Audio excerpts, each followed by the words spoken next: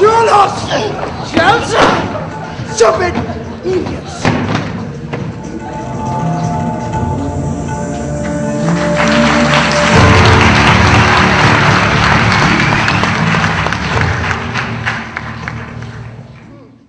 तुम दोनों को हमारा आदमी सब समझा दिया। तुम दोनों आज से शहर के हिंदू और मुस्लिम आपस में डराओ। हमको हिंदू मुस्लिम यूनिटी देखने को नहीं मांगता, और अगर तुमने हमारा काम नहीं किया तो तुम्हारा सारा प्रॉपर्टी पे सरकारी कब्जा करवा देगा। Understand? जी हुजूर। Now get lost.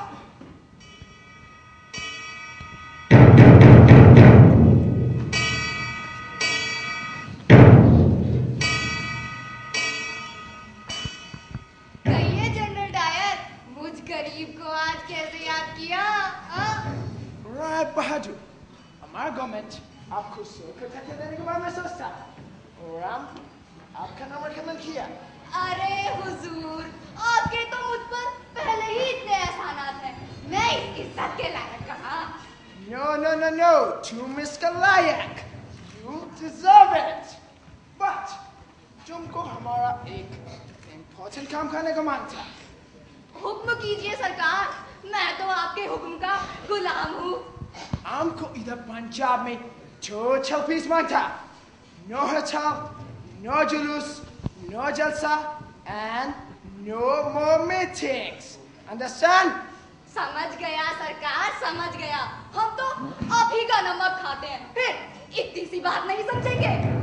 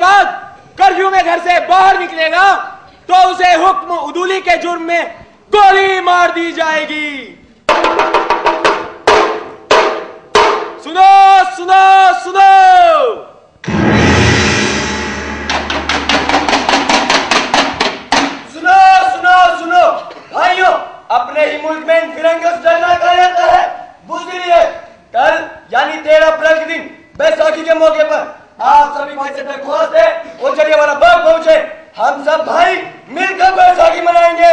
सुनो सुनो सुनो।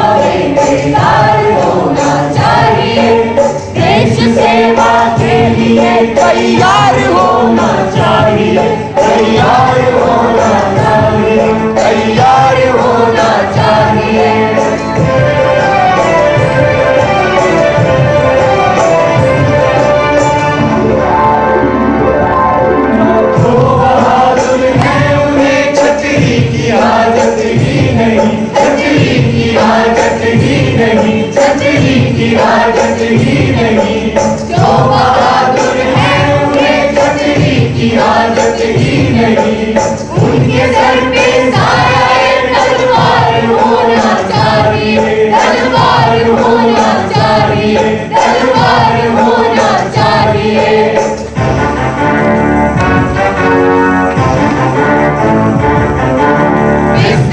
राहत से उठकर अब वतन के वास्ते, अब वतन के वास्ते हर मुसीबत से हमें दो चार होना चाहिए, दो चार होना चाहिए, दो चार होना चाहिए। नौजवानों अब हमें बेदार होना चाहिए, बेदार होना चाहिए।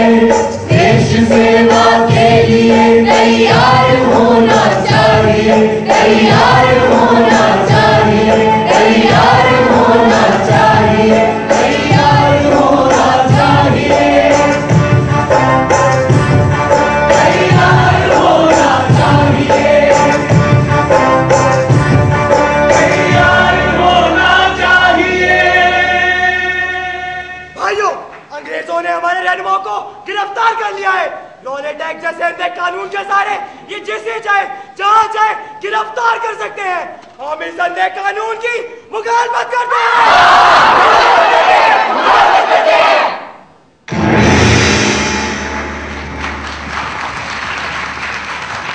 पंजाब के जालिम और मक्कार गवर्नर माइकल ओडायर ने जालंधर से मक्कार जनरल डायर को बुलाकर अमृतसर के इंतजामात उसके हाथों सौंप दिए हैं।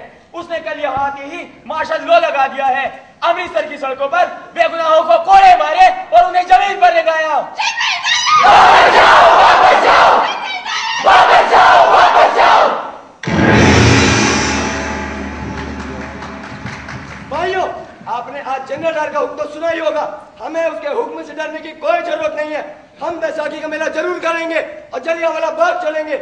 याद रखिए, कल शाम 4:30 बजे हमें वहीं पर मिलना है। हमें अपना त्योहार मनाने का पूरा हक है। पूरा हक है, पूरा हक है। अंग्रेजों की एक और चाल से हमें होशियार रहना है। वो हिंदुओं और मुसलमानों को आपस में लड़वाना चाहते हैं। पंजाब के सारे राय बहादुर और खान बहादुर अंग्रेजों के पिट्ठू हैं। उनकी बातों में ना आइएगा। जब हम हजारों सालों से भाई भाई की तरह रहते आए हैं, तो अब इस मुसीबत के वक्त हमें और होशियारी से रहना होगा और अपना सब्र बनाए रखना होगा। याद रहे, हिंदू मुस्लिम सिख ईसाई आपस में भाई प्यारे।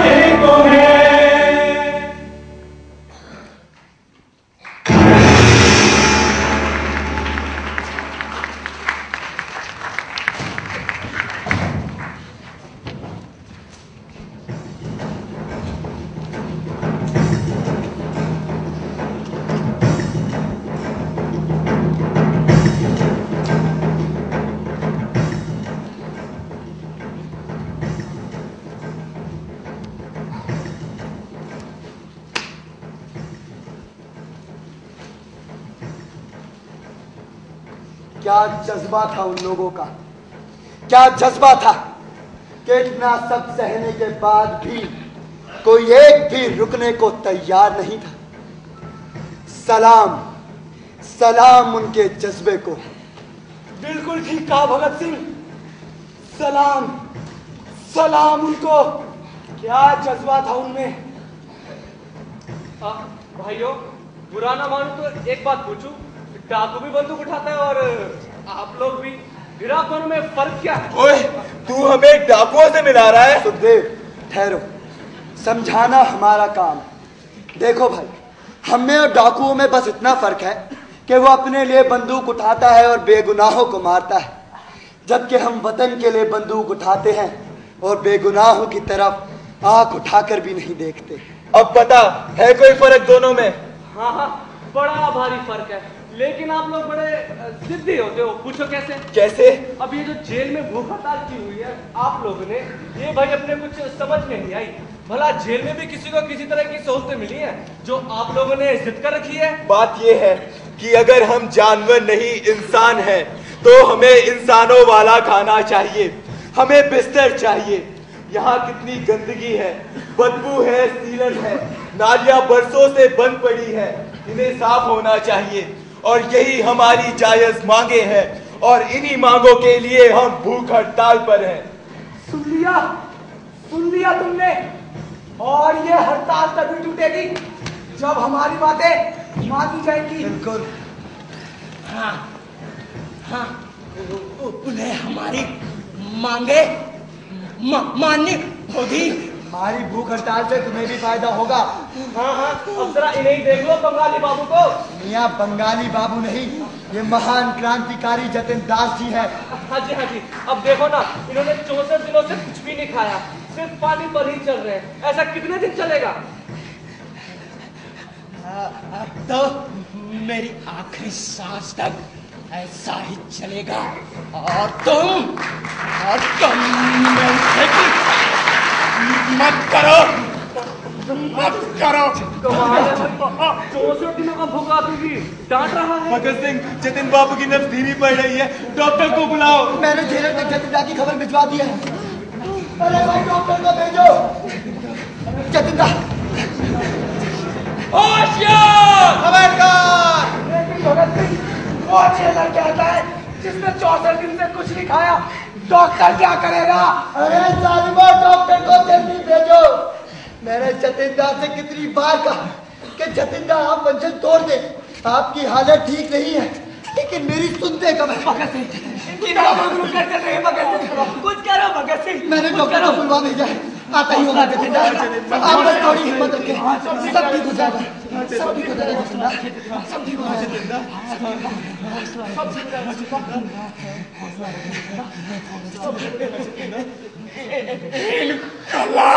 जिंदाबाद।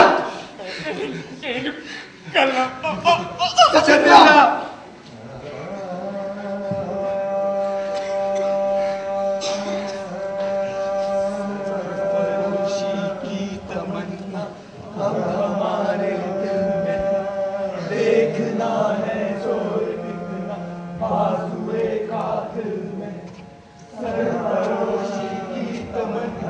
अब हमारे दिल में देखना है जोर कितना बाजुए कातिल में। वक्त आने पे बता देंगे तुझे है आसमां, हम अभी से क्या बताएं क्या हमारे दिल में। सरफरोशी की तमन्ना अब हमारे दिल में है, देखना है जोर कितना बाजुए कातिल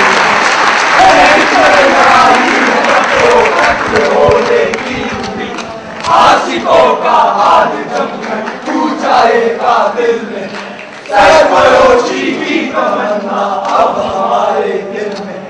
देखना है जोर कितना बाजुए कातिल में। किसी को भी मारना, किसी को भी मारना इन अंग्रेजों के लिए कोई बड़ी बात नहीं। जलियांवाला बाग में भी इसी तरह इन्होंने किसी पे रहम नहीं खाया। जैसे हम अपने हक की लड़ाई लड़ रहे हैं, वो भी अपने हक की लड़ाई लड़ रहे थे, वो भी खाली हाथ ही थे। उनमें तो बच्चे, बूढ़े, औरतें सभी थे। फिर भी इन जालिमों ने किसी एक पर भी रहम नहीं खाया, किसी एक पर भी नहीं। 13 अप्रैल बैसाखी का दिन 1919।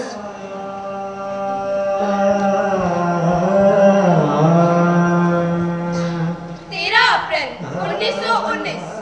लेकिन इससे पहले 10 अप्रैल को गांधी जी, डॉक्टर सत्यपाल और डॉक्टर सैफुद्दीन किचलू की गिरफ्तारी के मुखालफत में पूरे अमृतसर में मुकम्मल हड़ताल रही।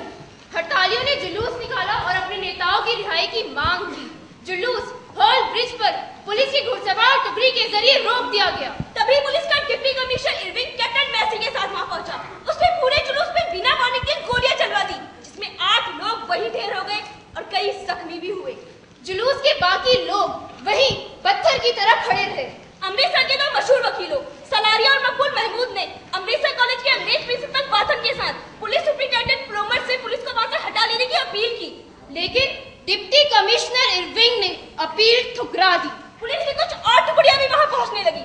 भीड़ चुपचाप अपने मरे हुए साथियों की लाशों और जख्मियों को उठाकर वापस जाने लगी। पुलिस की कुछ टुकड़ियां तो भीड़ का पीछा करने लगी, जिस पर लोग भड़क उठे। इसीलिए उन्होंने सिपाहियों पर ईंट और पत्थर फेंकने शुरू कर दिए। फौज ने बिना होशियार किए लोगों पर गोलियां चलानी शुरू कर दी, जिसमें 20 और लोग वहीं ढेर हो गए और कई जख्मी भी हुए। सलारिया और मकबूल महमूद पुलिस सुप्रिंटेंडेंट प्लोमर के पास गए कि जख्मियों के लिए स्ट्रेचर दिलवाए जाए। प्लोमर ने स्ट्रेचर दिलवाने से साफ इनकार कर दिया और ये भी कहा कि वो किसी भी जख्मी को सरकारी अस्पताल में भर्ती नहीं होने देगा। प्लोमर के इसी जवाब पर लोग भड़क उठे। इसीलिए उन्होंने रेलवे माल गोदाम में जाकर धावा बोल दिया, जिसमें एक गार्ड मारा गया। नेशनल बैंक में भी धावा बोलकर 3 अंग्रेजों को मार डाला गया। फिर नेशनल बैंक को आग लगा दी गई। एक और बैंक अलायंस बैंक पर हमला कर उसके अंग्रेज मैनेजर को मार डाला गया। फिर चार्टर बैंक पर भी हमला हुआ। इस वाक्य के बाद 11 अप्रैल को पूरे अमृतसर में मार्शल लॉ लगा दिया गया। बहुत से घरों में लाशें पड़ी थी, पर कब्रिस्तान या शमशान घाट जाने पर पाबंदी लगा दी गई। आज 13 अप्रैल है। उधर प्रिंसिपल वाथन के कहने पर जनरल डायर ने लाशों को शमशान और कब्रिस्तान ले जाने की इजाजत दे दी है। लेकिन ये शर्त भी रखी गई कि एक अर्थी या एक मैयत के साथ सिर्फ 8 लोग ही जा सकते हैं। जनरल डायर ने ये धमकी भी दी कि अगर आज कोई गड़बड़ी हुई तो वो पूरे अमृतसर में जहाज से बमबारी भी कर सकता है। आज 13 अप्रैल बैसाखी का दिन भी है। बहुत बड़ी तादाद में लोग स्वर्ण मंदिर जा रहे हैं। आज ही के दिन सन 1699 में गुरु गोविंद सिंह जी ने खालसा पंथ की बुनियाद रखी थी। लेकिन शहर अमृतसर में बैसाखी का माहौल नहीं है, ना खुशी ना जोश, क्योंकि आज सुबह सुबह ही जनरल डायर ने तकरीबन 500 फौजियों के साथ पूरे अमृतसर में मार्च किया ताकि लोग खौफजदा हो सके। लोग खौफजदा नहीं है बल्कि गमगीन है। उधर दोपहर 2 बजे से ही लोग जलियांवाला बाग पहुंचने लगे और इधर बिना अपनी जान की परवाह किए टोलियों पर टोलियां चली जा रही थी। क्या बच्चे, क्या बड़े, क्या हिंदू, क्या मुसलमान, क्या सिख, सभी चले जा रहे थे, गाते हुए, नारे लगाते हुए और सोतों को जगाते हुए।